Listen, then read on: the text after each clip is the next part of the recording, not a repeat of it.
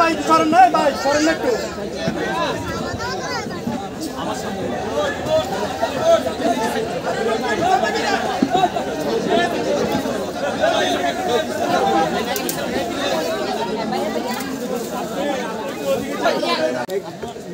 এই ভাইয়া আইনের উদ্যোগ কেউ নয়,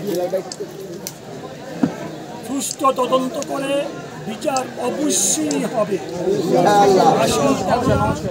উদ্ঘাটিত হবে। নমস্কার। এটা কেউ দাবায় রাখতে পারবে না। নমস্কার। আপনারা জানেন এই ঘটনাকে বিএনপির উপরে চাপানোর জন্যে মুরাদনগর থানার ওসি এক সাংবাদিক, আওয়ামী লীগের সাংবাদিক নিয়ে আসছে।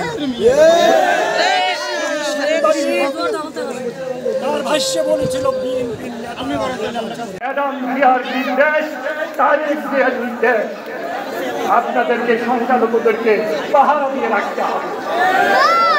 সাংবাদিক সম্মেলন করে আমি এগুলি আমার